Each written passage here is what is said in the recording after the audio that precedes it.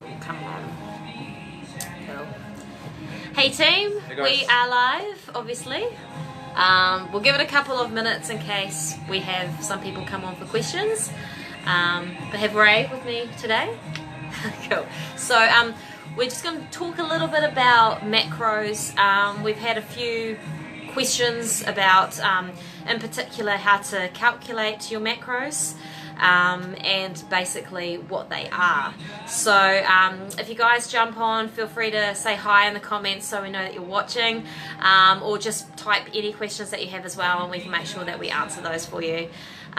So a little bit about macros. Obviously your nutrition consists of macros and micros, but we're going to focus on macros today, and it's pretty basic. You've just got carbohydrates, proteins and fats. Now obviously each of those has different amounts of calories in them per gram. That's why they say, like fats for instance, have 9 calories per gram. That's right, isn't it? Yeah. I was thinking, is that right? Yeah, no, that's right. So that's why obviously if you're having a lot of fats in your diet, you have to kind of watch how much you're eating, because it's easy to go into a calorie surplus, than if you were just having the same source from protein. But having said that, it's good to have a balance of all the macros in your diet. You never want to completely restrict yourself of just one type of food group unless you are allergic to it. So if you're not allergic to it, then don't obviously restrict yourself. But it is good to know a little bit more about each food group so you can make informed decisions when you are choosing your nutrition. So obviously with your Snap app there is a nutrition section that gives you recipes, but I think it's good to kind of know, for you guys to know more about it, so you can go out, get on your Sarah, you can go out and make those choices. So if we start with protein, protein we think is the most important macro out of all of them. It consists of everything. It helps with hormones in your body, it helps with hair, skin, nails, all your enzyme reactions. It helps keep you fuller for longer, stabilize your blood sugars. There's so much protein does.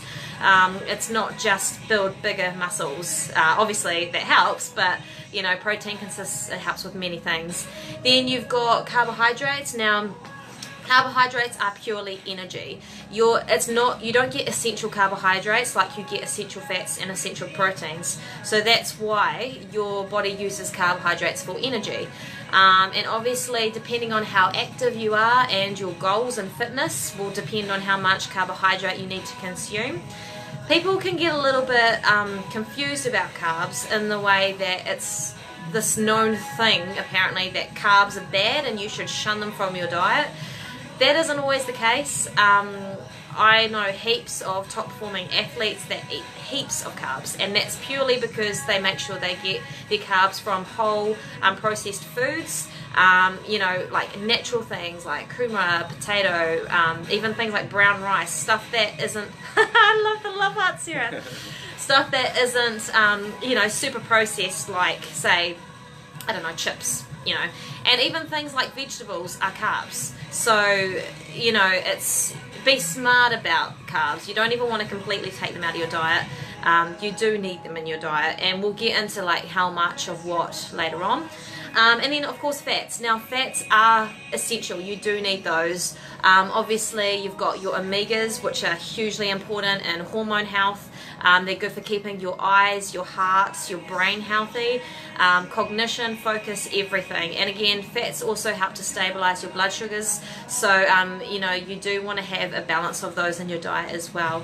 If you are too low in fats, you might notice things like your hair will get very brittle, your skin will get very dry, you'll just be quite moody, up and down, your bowel motions will change as well. So fats are crucial to keep in your diet. And again, you've got different types of fat. You've got saturated fat that you find in things like donuts and cookies, and then you've got your heart healthy fats that you find in like salmon and avocado and walnuts. So it's just about being smart as to where you get those sources from. Nutrition can be very complicated at times, but keep it simple. You never have to fully overcomplicate it. And one thing I would say is don't trust everything you read in magazines. Like those Women's Day magazines aren't necessarily very great for nutrition advice. So come see us, talk to your trainer, and know firsthand what is the best thing to do.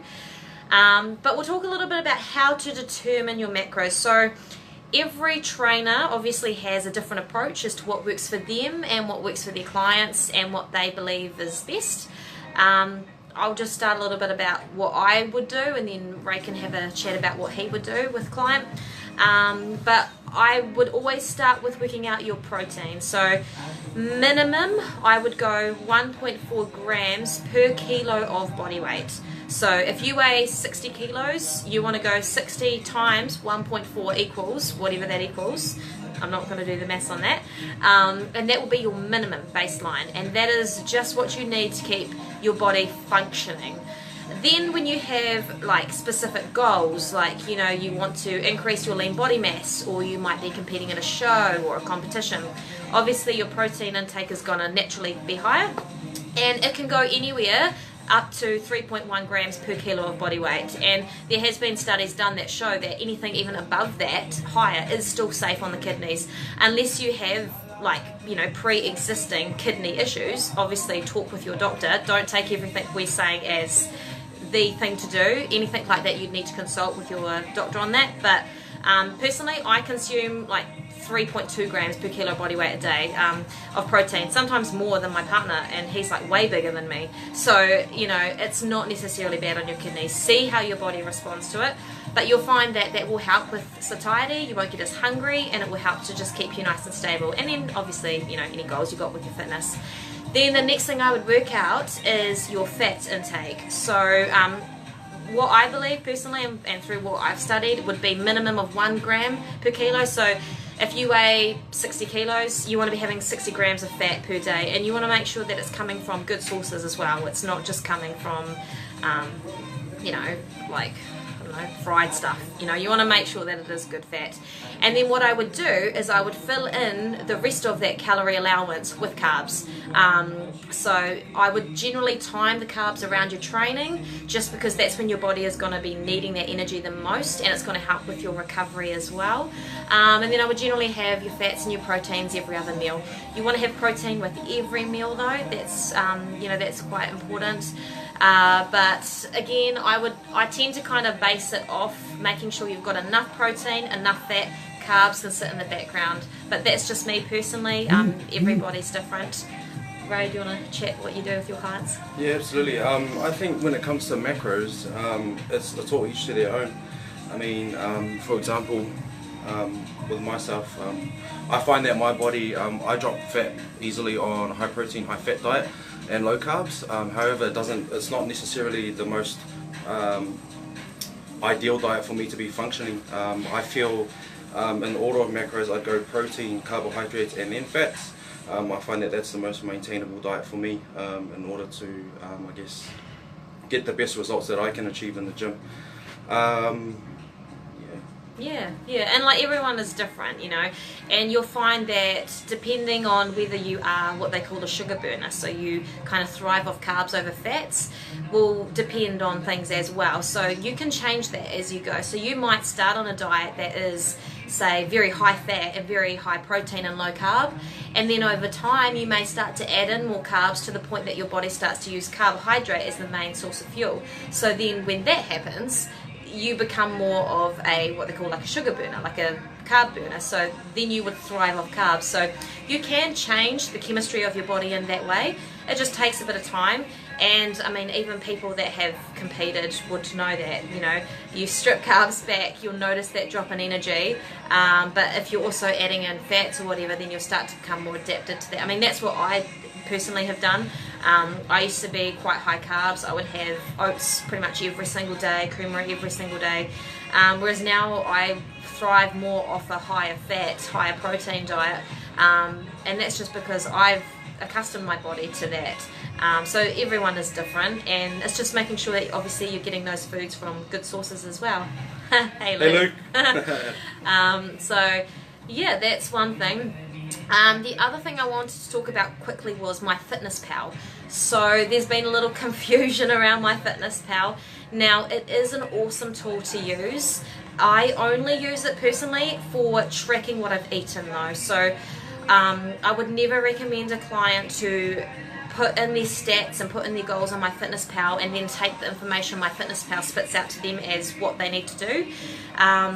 I don't know why, but it's just way off. For a start, if I was to follow MyFitnessPal, I would be eating like 1400 calories, which is way too low for me and my body at the moment. It doesn't take into account like so much. So MyFitnessPal is great, but I would work with your trainer and ask them what they think you should be eating in terms of, you know, how much calories you should be eating, and also the macro split if that's something you want to get into, and then just, you know, keep MyFitnessPal as a tool so you can just track, oh, I've had this today, cool, let's see if I've actually eaten enough, you know, because that's a really good way of tracking it. Yeah, do you have much to say on MyFitnessPal? No, but I did have something to mention about another important thing, guys, is digestibility.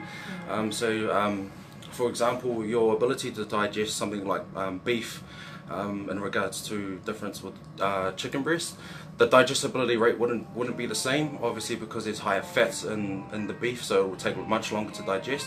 So that's another thing that you want to think about when it comes into calculating macros as well. Have a good balance between protein sources. Don't just stack it up all with one type of source. Have a good balance of all, and also what was I going to say? Hydration. Hydration is the most important thing for digestibility as well. Not just when you're training and you're slamming all this water, but making sure that you're getting a good flow throughout the day, so that you can purge everything as well. So that you can, and in the end of the day, you can make those nutrients work. Yeah. Luke's got fish. Yeah, fish is awesome. As long as you're not allergic to it, fish is great. You want to be having a balance of white fish and your fatty fishes. So things like mackerel and salmon are great for your, you know, fats. And then for like lean protein, fish is fantastic. Like, I know when you guys compete, do you have a lot of fish? They say fish is... Yeah, fish is very light on the digestive system. Yeah, It's easily digestible. So you can find that you can actually have more in your meals throughout the day, just because it's very light, and I guess extremely low in fat actually. I think it's like 1 gram per 100 Yeah, grams. like, because when I did my show, I had hoki like every day. Yeah, Flatmate like hated it. five times a day. Yeah.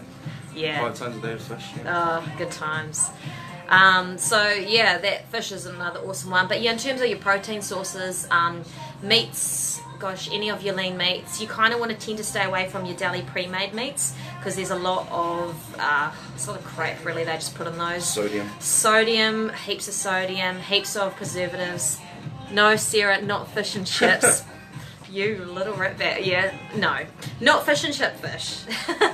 But pretty much, yeah, you want any of those like lean meats. Chicken breast is good. Chicken thigh is okay. It's a little bit fat in there, eh? Like, yeah. But stay away from like chicken nibbles and stuff like that. And then any of your red meats.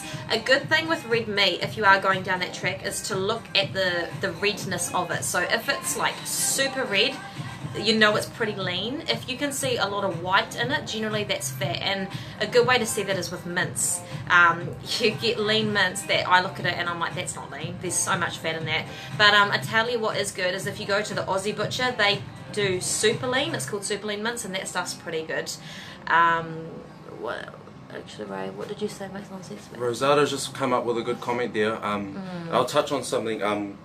I guess, guys, use this 6 challenge as a springboard, not only just to get good results from here, but to use it as a tool that you can utilize beyond the challenge. Learn as much as you can, take it in, and then I guess utilize it, because we all go into slumps. We're all human. We're all gonna, you know, indulge in a few things here and there. But as long as you know these techniques that you can just apply straight away and get yourself back on track, that's the most important thing. Definitely, and it's knowing that, having that knowledge, so you guys can still enjoy life. You know, you can still go out with mates and go somewhere to eat and know what you're ordering. You know, and knowing how to make those little switches so that you can still stay on track. Luke's got a good point. Dieting on a budget. So, well, the good thing about dieting is you're going to spend less anyway because you're not buying as much food. But if you are on a budget, I would recommend looking for, like, you know, your fruit places, your veggie places, stuff like that. You can often get quite cheap. To give you an idea, I was at Pick and Save the other day, and I needed an avocado, and the avocados were all like really green.